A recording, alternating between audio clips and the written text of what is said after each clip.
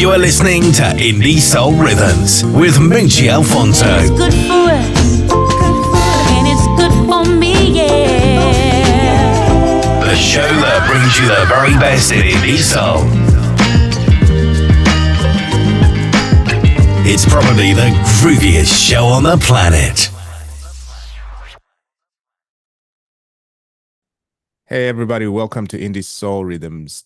Today we are thrilled to have with us all the way from Los Angeles, singer-songwriter, actor, and filmmaker Theo Forsett. Hi everybody.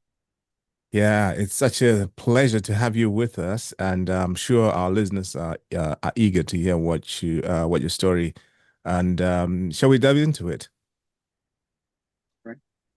Can you tell us a little bit about your background?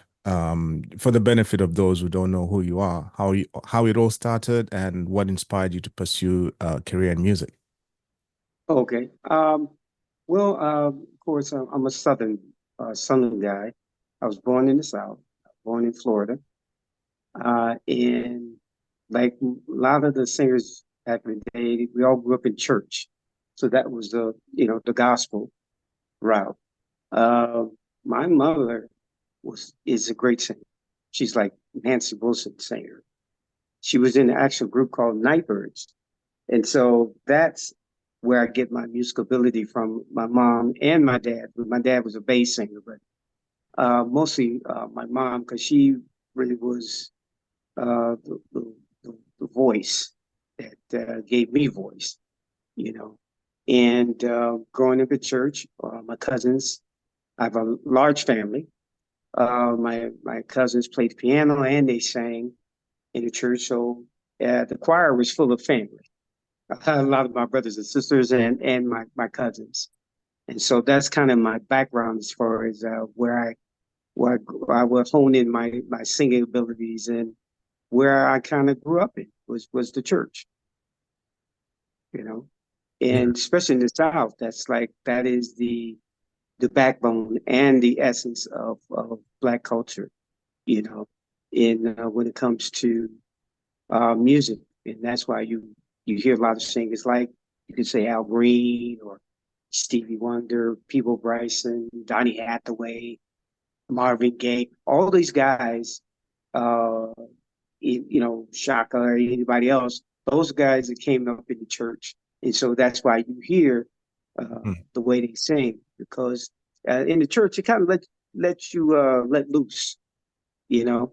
And so that's where the part of the training comes from a lot of artists, and not including myself. Is the church assessment was the backbone of everything we know in music. Right. You know? Yeah, you've mentioned a list of artists there: Stevie Wonder, Shaka Khan, etc. So, talk us through the experience of having Stevie Wonder as a mentor, which is something I Oh, found quite fascinating. And who else had the most impact on you growing up as an artist? he is the most impactful in my life. Mm, When I was like 13, 14 years old, my brothers were the facilitators bringing music in the house. They would bring all these albums and records in. And my brother, my oldest brother, Vernon, and my other eldest brother, Kevin, would always bring Stevie Wonder records mm, in the house. And of course, Donny Hathaway as well. But it was Stevie that I gravitated to, uh, because, it's at that age, you're kind of trying to find yourself, you mm. know, and who would motivate you. And he was always, I would fall asleep literally in front of the stereo system. Back when I was growing up, we had a stereo system. Then you play the records on it. And I used to fall asleep, literally listen to all his records. And my brother used to laugh at me because he'd see me, I would fall asleep with the record in my hand like this, and trying to put it on the record player. But he has been such an impactful person in my life. And when I moved to Los Angeles, um, first thing I did when I Motown used to be on Sunset Boulevard in Los Angeles. Anybody know what Sunset is? Mm. They know that's the the famous place. Mm. Sunset was where Motown used to be. And so I would literally sneak into Motown and hang out in the lobby. Where I could see some of the Motown people. Only person I ran into was Diana Ross. Mm. She's the one person I ran into when I snuck in the Motown lobby. But then I met a young lady named Elizabeth Lane, and she knew Steve. They were very close, and she introduced me to Steve. And the first time I met him, she took me down to his studio. He has a studio here in Los Angeles, right? Mm. It's called Wonderland. Wonderland used to be Nat King Cole's old studio, so Stevie bought it and he renovated. Mm. And when I went down to Wonderland, I can tell you I was shaking the whole entire time because I was so nervous. I mean, this man is my mentor. The guy's like my idol as far as music. Yeah. And just to see him work was just a joy because I first time when I came in the studio, he was recording in I think it was Hotter Than July album. Mm. He's recording that. And I was just sitting back and just watching this man by himself. Literally knows how to work all the boards, the mixers, and to turn on because everything's in Braille, you know. Mm. And he could literally walk around the place by himself and he doesn't use, if anybody knows Steve, he doesn't use a cane Mm. or anything like that. You always see him, he's very independent in that way. And so he knows every inch of the studio. So he literally would get up and walk around. And I used to say to myself, can he sing? Because he would get around and walk around the studio. I think that's a And question in everybody's mind. They always wonder that does he yeah, see a little? Because even the way you play keyboards, and it's just amazing. it is. It just to see him do things on his own like that, man, he can see. And and so she introduced me to him, and he said to me, Steve said to me, he says that I heard you had so much to say. And I was like so dumbfounded. I was like that. And I said, I don't know what to say. He started to laugh. He said, it's okay. It's all right. Because she knew how much that meant to me. It Mm. meant the world to me. And so I would go down there periodically, down to Wonderland. And so one day, it was just me and him in the studio. He has this big grand piano in Wonderland. It's a sky blue piano, and it has the continent of Africa on top of it, Mm. on top of the piano. And it was just me and him in the studio, and I start singing. I said, I know this is what I said. I said, Steve, do you know one of my favorite songs? I want to say one of my favorite songs by you. He said, well, which one is that?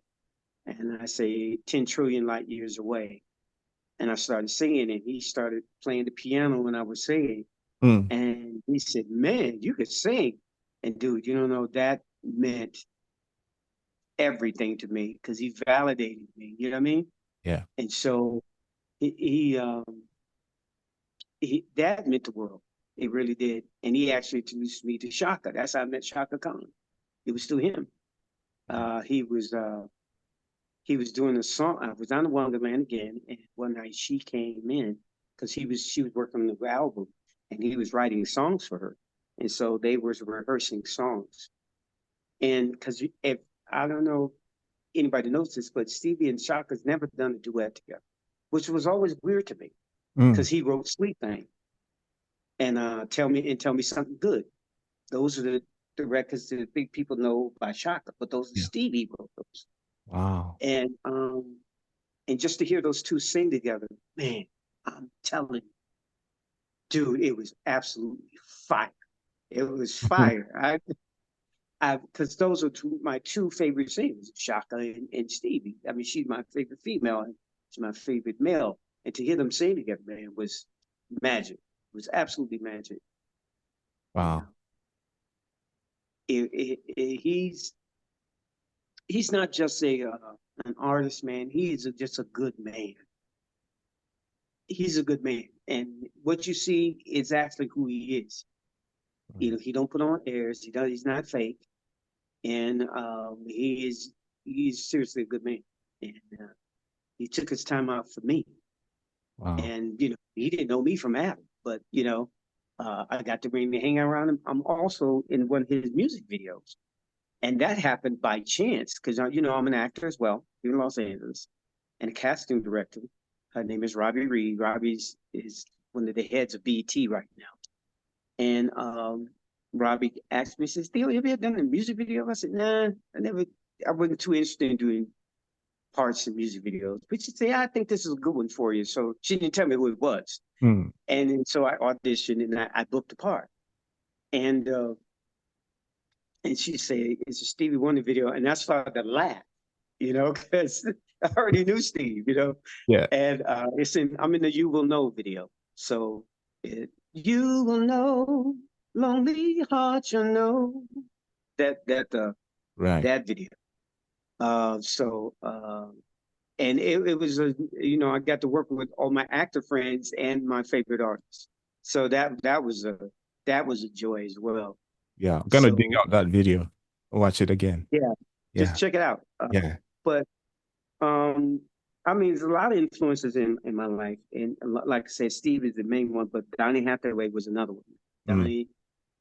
His voice was just magic, absolutely magic. I mean, when you hear him and you listen to him. Yeah. Kibo Bryson is another one that I really like a lot as well. So that tenery baritone sound is what I kind of gravitate to and what I really like. So those are kind of my favorite artists. But Stevie is the lead for me because he just somebody who can't see but sees better than any man I know. Yeah. And Yeah. that's just the way how he writes. If you listen to his lyrics, Yeah. it's phenomenal. You know. I'll So, tell you what, but I heard an amazing story, which even to this day, I still can't believe it. It was Ray Parker Jr. talking about mhm, his friendship with Stevie and oh, how he he used got, to play for him a lot. yes, and how he got Stevie to drive a car. Yeah. Oh, it's true. It's such a true story. I know. That's a true story. I was like, no, Dude. Ray is just pulling our socks here. Come on, Oh, Stevie dude, it doesn't was drive. him and Ray Charles both. They did it both. Wow. So Stevie bought a Rolls Royce. And so and his driver uh would take him to a football field. Mm. He said, "Steve, you want to drive?" And he would get up and he'd drive. He said, just hold the left, turn left. He did. I mean, same thing with Ray Charles. Ray Charles did the same thing. Mm. They just wanted to experience the feeling of driving, Mm. you know. And he did. It's a true story. That's Amazing. that's absolutely Amazing. true. Amazing. Right. Wow, that is truly amazing. So you are truly a multifaceted entertainer. Can you tell us a little bit more about your acting and filmmaking? Sure. When I first came to LA, I used to because I didn't know anybody. Mm. I used to go to this showcase place on Sunset again, and they would have, actors, I mean, just basically sing musicians and perform. And so I would get up there and I would sing. And so there was this lady that came in and she would literally sit down in front and watch me. Because I didn't know anybody. And I was going there Monday through Thursday and I would go there and perform. And she would do this for a couple of weeks. And finally she came up to me and she said, I'm an agent. And she said, "I like the way you look and you sound great. You interested in acting?" And I said, "Yeah, sure, why not?" And she said, "Well, come to my office." She came in her business card. She said, "Come to my office and I'll sign you." And and that's how I got into acting. I mean, Just like that. It was a fluke. It was a fluke. I was at the right place at the right time, and she found me. Her name was Ruth Hansen, and she was like my Hollywood mom. She really looked after. She taught me about the film industry and the TV industry. She taught me everything. I booked my first job was a McDonald's commercial. It was called the Double Dutch. It was the world champion Double Dutch girls. They would jump rope, and they flew in from Germany. They was in a tournament, and we did a commercial together. That was my first national commercial, and it was wild because I never did it before, but I did, and kind of self-taught, like I said, with Ruthie's help, and I kept booking jobs after that. I worked with Shatner. I did Different World. I did What's Happening Now. I've done a lot of stuff, Reasonable Doubts. I've done a lot of dramas and a few sitcoms and a few film. I've done some film as well. It's just a part of something that I love because it's entertainment. Yeah. It's all connected, and I found that to be true. Music and the film industry and TV are all connected in all one way. And because I was in the TV and the film a lot, I learned to be a screenplay writer. And that's how I learned I wrote my first screenplay, and I sold it to Warner Brothers. Was my first screenplay I wrote. And that's how I kind of got into the TV and the film aspect of the business. I love it. I think it's a fantastic medium. I love music as well because entertainment you got to think about the old days, right? So you think about Freddie Astaire and the Nicholas Brothers and Lena Horne and Diane Carroll and all those people. They used to sing and dance and act. You know what I mean? So it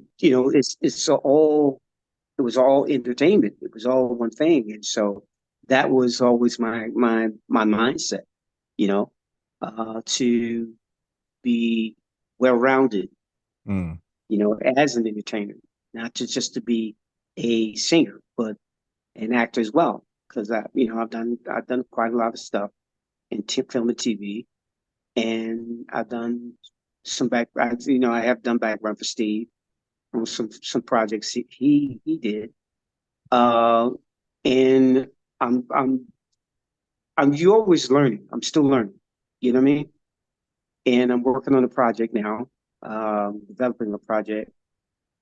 Can't talk too much about it, but it's for TV. Yeah. And just working on a few other things as well. I'm proud of what I've done. It's work, but it's enjoyable work. When you enjoy your work, it doesn't seem like work. It's the love of the craft. Like my music. I love my music. And that whole thing. So it's been a joy. It really has been. Yeah. No, I truly understand what you're saying. My wife was just telling me just about half an hour ago that I need to slow down because I've been doing back-to-back interviews, and she's like, why are you pushing yourself? But I'm enjoying it. I don't feel like I'm working. Yeah. Exactly. And see, that's the part. I think some people, they don't understand it. It's the passion that you have for the thing that you do, that you love the most. Absolutely. And that's what makes it enjoyable. And so you got to love what you do because you're only here for a short time on this planet. And I say, why not go for it? Go for the stuff you love the most, right? And you want to do. Yeah. So why not enjoy yourself? Absolutely. So having said that, is there anyone you would trade places with for a day? Anyone I would trade places with? Yeah. Nah, I don't think that way. Because you're supposed to be in the lane that you're in. Yeah. You was destined to be in that lane. Yeah. And so everything is a process, and so my journey is my journey. And so I tell people all the time, know your journey, and it's okay. And it's okay to fail because life is about failure because you're supposed to learn from that failure. It's not trying is the biggest failure. You got to try. At Absolutely. least try. Yeah. Yeah, absolutely. And if there are three people that you could collaborate with this year, who might that be? I was thinking about that. Someone I would love to do a duet with would be Jasmine Sullivan. Oh wow. She's phenomenal, man. She's just fire. She's absolutely fire. I love the way she sings. Yeah. She's a hell of a performer. I love her voice. Another one would be Raphael Sadiq. Mm, He's unique. I yeah. like the way love the way he sings as well, and I just like his approach in music. He has a different style, and absolutely, I admire that a lot. Mm. And the next one would be Indy Ari. Oh, I love it. yeah. She's she's another artist that I absolutely love, man. She's Yeah. just a love her voice, you know. But those would be the people, honestly, I would love to do some music with if I could. Yeah. Truly amazing. Yeah, Um, absolutely. so your journey, not just on the music side, but your acting and your filmmaking, it's truly inspiring. And do you have, or you did say you've got some projects you're working on that you can't really talk about, but do you have any final words that you can give to our listeners or aspiring artists? Absolutely. Listen, guys, like I said, um, you got to love what you do and do what you love. Mm, Like I said, this journey is a short journey. You know, we're not here forever. But why not leave your mark while you're here? right. You know, inspire other people to do the same. Be an inspiration in somebody's life. You know, like a lot of people were inspiration for me. Mm, You know, and you know, it's okay to give back to the community because, like I said, it's this is how we grow it. This is how we evolve it. yeah. You know, just give back. You know, and it's okay. Yeah. Live your life. Live your life. That's the best thing I can tell you. Wise You know. words. Wise words. Before we round up, you've got a new single, Move That Body. Can you tell Hmm. our listeners a little bit about that single? What is it about and what inspired it? Well, honestly, uh, kind of inspired it was we was doing it. We did the record for a TV show, and who inspired it was Michael Jackson. Right. It literally it was inspired by Michael Jackson's song. And so we did it for a TV show. And he said, "Hey, you know, let's release this for a record." I said, "Yeah, why not? Let's do it." And that's how it came to be. And uh, from you see how one thing led to another from a TV show and inspired it only to a whole record. Yeah. And that's honestly that's how it came about. You know, I have a great producer named Dion Dobson. Mm, If you guys need to look him up. He has great credits. He's done a lot of TV and film, and he's done records with Casey and JoJo and other name artists. yeah. Um, and he's a great producer. I've known him for a long time, and we work together very well. And so it's I love the record, man. It's a dance record. So guys, No, listen to it, play it, and go dance. yeah. Enjoy yourself. Absolutely. It's been a great pleasure having you on Indie Soul Rhythms. So before we let you go, one last favor. Please do us the honor of introducing your new single, Move That Body. Hi, I'm the artist Theo Forsett, and you're going to be listening to Move That Body.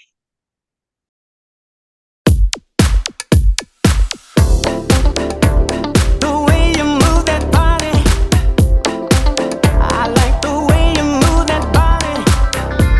Girl, you're gonna hurt somebody tonight.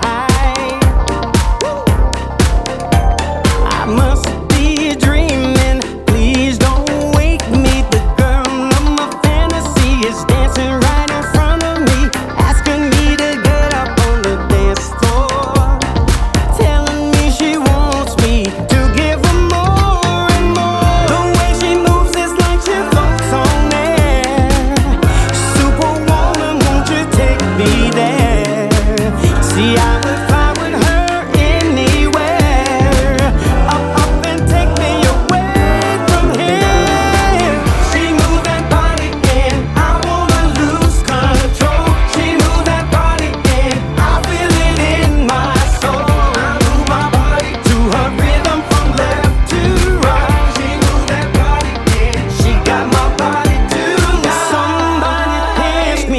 feeling her cling to me, pulling me close.